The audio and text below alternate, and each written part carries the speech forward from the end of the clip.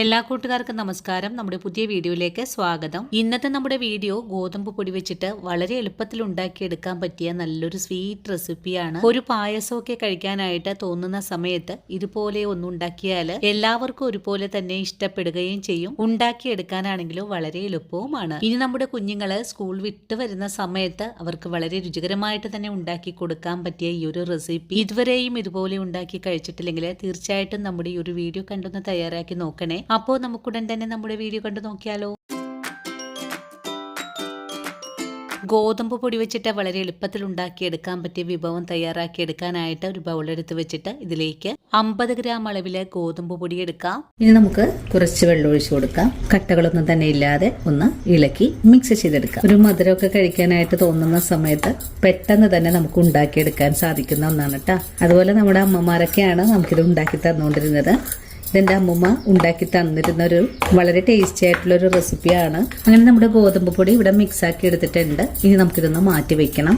ഇതുപോലെയാണ് ഗോതമ്പ് പൊടി മിക്സ് ചെയ്തെടുക്കേണ്ടത്. നമുക്ക് അടുപ്പിലേക്ക് 1 ലിറ്റർ വെള്ളം തിളപ്പിക്കാൻ വെച്ചു കൊടുക്കാം. ഇനി വെള്ളത്തിലേക്ക് 300 ഗ്രാം അളവില് ശർക്കര ഒന്ന് ഉരുക്കാൻ വെച്ചു കൊടുക്കാം. ഇപ്പോൾ നമ്മുടെ ശർക്കര നല്ലതുപോലെ ഒന്ന് തിളച്ചു തുടങ്ങിയിട്ടുണ്ട്. ശർക്കര മുഴുവൻ തന്നെ വെള്ളത്തിലേക്ക് ലയിച്ചും വന്നിട്ടുണ്ട്. ഈ ഒരു ശർക്കര പാനി നമുക്ക് അടുപ്പിൽ നിന്ന് മാറ്റാം. ശർക്കര പാനി അടുപ്പിൽ നിന്ന് മാറ്റുവാണ്. അതിനുശേഷം മറ്റൊരു പാത്രം അടുപ്പിലേക്ക് വെച്ച് കൊടുത്തിട്ടുണ്ട്. ഇനി പാത്രത്തിലേക്ക് ഒരു 1/2 ലിറ്റർ വെള്ളം ഒഴിച്ചു കൊടുക്കാം. 1 സ്പൂൺ അളവില് നെയ്യ് ഒഴിച്ചു കൊടുക്കാം. നെയ്യ് ഒഴിച്ച് നല്ലതുപോലെ ഇളക്കി ഒന്ന് മിക്സ് ചെയ്തെടുക്കാം. ഒരു നുള്ള് ഉപ്പ് കൂടെ ചേർക്കണം. വെള്ളം ഇപ്പോ ചെറുതായിട്ടൊക്കെ ഒന്ന് ചൂടായി തുടങ്ങിയിട്ടുണ്ട്. ഇനി നമുക്ക് ഈ വെള്ളത്തിലേക്ക് നമ്മൾ നേരത്തെ മിക്സ് ചെയ്ത് വെച്ചിട്ടുള്ള ഗോതമ്പ് പൊടി ഒഴിച്ചു കൊടുക്കാം. ഇനി നമുക്ക് ഈ ഗോതമ്പ് പൊടി നല്ലതുപോലെ ഇളക്കി ഒന്ന് കുറുക്കിയെടുക്കാം. ഈ ഒരു രീതി ചെയ്തെടുക്കാനായിട്ട് ഗോതമ്പ് പൊടി ഒരുപാട് കട്ടിയായിട്ട് നിങ്ങൾ ചെയ്തെടുക്കരുത്. ഇപ്പം ലൂസായിട്ട് വേണം നമുക്ക് തയ്യാറാക്കി എടുക്കാനായിട്ടും. ഇനിയിപ്പോ കുറുകി വരുന്നത് വരെ നമുക്കൊന്ന് ഇളക്കി കൊടുക്കണം. അല്ലെങ്കിൽ അടിയിൽ പിടിക്കാനൊക്കെ സാധ്യത കൂടുതലാണ്. പിന്നെ നമ്മൾ ഇന്ന് ഇവിടെ എടുത്തിട്ടുള്ള ഈ ഒരു പാത്രം ഫ്ലിപ്കാർട്ടിൽ നിന്നാണ് ഞാൻ വാങ്ങിയിട്ടുള്ളത്. ഇതിന്റെ ലിങ്ക് ഞാൻ ടാഗായിട്ട് മെൻഷൻ ചെയ്തേളാട്ടാ. അപ്പൊ നിങ്ങൾക്ക് ആ ലിങ്കിൽ കൂടെ കയറിയിട്ട് വാങ്ങിക്കാൻ പറ്റുന്നതാണ്. അധികം വിലയൊന്നുമില്ല. 5 പാത്രം അടങ്ങുന്നതാണ് ഈ ഒരു സെറ്റ്. ചെറുത് മുതൽ വലിപ്പമുള്ളത് വരെയാണ് ഇതിന്റെ ആ ഒരു പാത്രങ്ങൾ നമുക്ക് വാങ്ങിക്കാൻ പറ്റുന്നത്. ഇപ്പോൾ നമ്മുടെ മാവ് നല്ലതുപോലെ ഒന്ന് കട്ടിയായി തുടങ്ങിയിട്ടുണ്ട്. ഇനിയിപ്പോൾ ഇത് നല്ലവണ്ണം വെട്ടി ഒന്ന് തിളച്ച് വരണം. നല്ലപോലെ വെട്ടി തിളച്ച് വരുമ്പോഴേക്കും നമുക്കിതിലേക്ക് നമ്മൾ നേരത്തെ ഉരുക്കി വെച്ചിട്ടുള്ള ശർക്കര പാനി ഒഴിച്ചു കൊടുക്കാം. ശർക്കര പാനി ഒന്ന് അരിച്ചു വേണം ഒഴിച്ചു കൊടുക്കാനായിട്ട്. വീണ്ടും നല്ലോണം നമുക്ക് ഇളക്കി കൊടുക്കാം. അപ്പോൾ ഇതുപോലെയാണ് ആയി വന്നിട്ടുള്ളത്. ഈ ഒരു രീതിയിൽ അയഞ്ഞൊരു പാകത്തിലാണ് നമുക്ക് ആയി വരേണ്ടത്. ഇതൊന്നും കൂടെ തിളച്ച് വരുമ്പോഴേക്കും ഒന്നുകൂടെ കട്ടിയായിട്ട് വരും. അതുവരെയും നമുക്കൊന്ന് തിളപ്പിച്ചെടുക്കാം.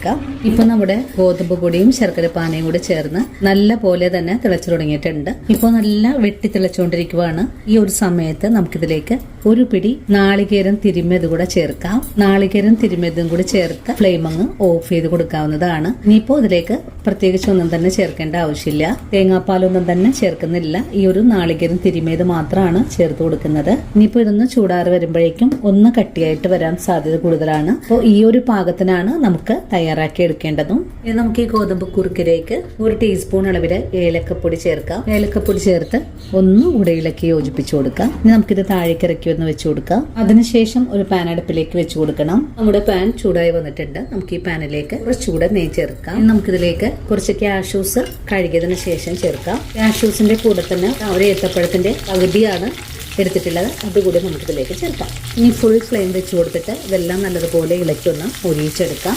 ഒരിഞ്ഞ് കിട്ടാനായിട്ട് ഈ ഒരു രീതിയിലൊന്ന് നിരത്തിയും കൂടെ വെച്ചു കൊടുക്കാം.